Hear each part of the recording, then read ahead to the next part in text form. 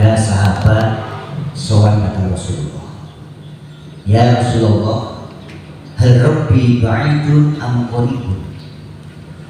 Wahai Rasulullah, apakah Tuhan itu dekat atau jauh? Kemudian ketika Rasulullah ditanya seperti itu, malaikat Jibril datang menurunkan wahyu, bukan wahyu maksudnya, menurunkan wahyu. Maka di dalam ilmu Quran ini yang disebut asbabun nuzul, kronologi ayat itu. Maka turunlah ayat, wa idza sa'alaka ibadi anni fa inni qarib. Katakanlah wahai Muhammad, jika hamba-hambaku bertanya tentang aku, kata Allah,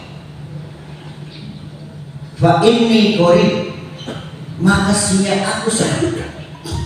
Dimaksud sahabat itu bertanya, nun sewu Rasul, kalau seandainya Tuhan itu jauh, mulanya nyong nek doma harus ngorong-ngorong kayak itu, kok sih? Tapi kalau memang Tuhan itu dekat, cukup kiri-kiri. Nah, kemudian ayat itu diteruskan ayat lain, udhuni astajib lakum. Sehingga kabeh padha ndonga karo ingsun, niscaya aku kabulkan. Kalau melihat daripada ayat ini, hakikatnya setiap doa itu pasti dikabulkan. Cuma terkabulnya ada yang cepat, ada yang cepat banget, ada yang suwe, ada yang suwe banget. Bahkan sampai permohonan itu tidak dikabulkan di dunia, tapi pasti akan ketemu di akhirat. Maka ada satu pengendika itu, la yughayyar takdir illa bidunya. Tidak akan bisa dirubah keadaan seseorang kecuali dengan doa.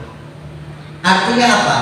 Di dalam ilmu kalam atau ilmu tauhid, takdir itu ada dua macam, takdir mu'alaq dan takdir mutlak. Takdir mutlak itu takdir yang sudah tidak bisa diganggu-ganggu. Allah menciptakan saya wong lanang, doa kayak apa tuh saya masih cangkeme bengor, kok jadi wadon orang bisa.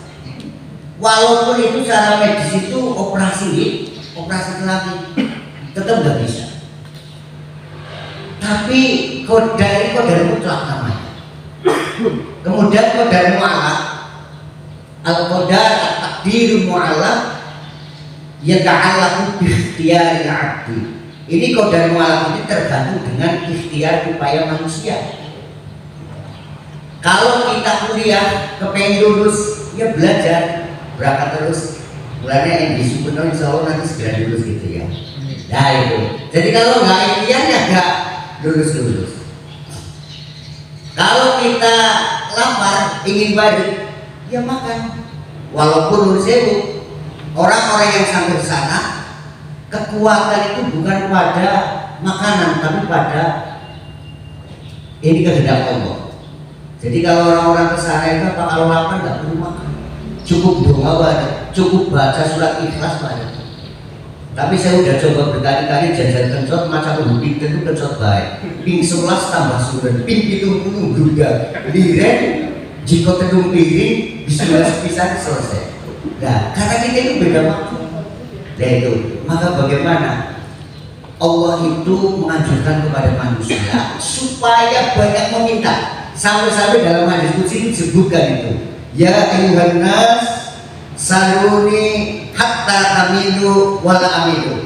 Hei menungso sliramu kabeh rajino njaluk karo kata Allah. Sampai sliramu bosen njaluk karo aku tidak pernah bosen dimintai kamu. Itu. Jadi kadang-kadang kita itu minta aja itu bosen, apalagi ngasih. Itu. Jadi Allah mengajarkan saluni hatta tamilu wala amilu. Sliramu kabeh rajin. Ketika kita sering meminta daripada Allah, suatu saat pasti akan berikan. Apa saja? Maka salah satu kiat-kiat bagaimana orang supaya bahagia itu apa? Sering mendekatkan diri kepada Allah. Doa itu bagian daripada ibadah. Dan orang yang jarang doa, jarang memohon kepada Allah, di dalam ayat Al-Quran disebutkan, Wa man a'rada 'an dzikri fa inna lahu ma'isatan dhanka wa nahsyuruhu yaumal qiyamati a'ma. Barang siapa yang berpaling dari ucapan Allah, maka akan aku jadikan kehidupan orang itu sesempit-sempitnya. Jadi kadang-kadang kenapa kita hidup gak bahagia? Karena hakikatnya hatinya kita jauh dari Allah. Tetapi ketika kita hatinya berupaya dengan Allah, apapun kondisinya, dalam keadaan apapun, kita selalu happy.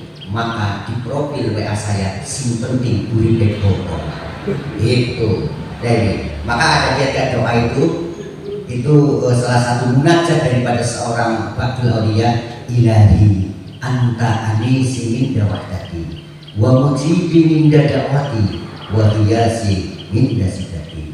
Wahai Allah Tuhanku, Engkau yang selalu memberikan ketenangan kepadaku di saat aku sendiri, dan Engkau yang selalu mengabulkan di saat aku mohon, dan Engkau selalu memberikan pertolongan di saat aku susah. Insya Allah nek terakhir mau sedikit niku uripe tenang, duit tenang, orang ada duit tenang, kena musibah tenang, orang kena musibah tenang. Itu kiat-kiat. Dan saya sudah merasakan itu. Saya sering jadi susah, ya seorang susah mana itu. Ibaratnya wong kurang minum jamu pahit, saking seringnya sesuatu yang pahit itu tidak terasa pahit. Nah itulah hakikat daripada hidup. Cekap semanten, wallahul muwaffiq ila aqwamit thoriq. Assalamualaikum warahmatullahi wabarakatuh.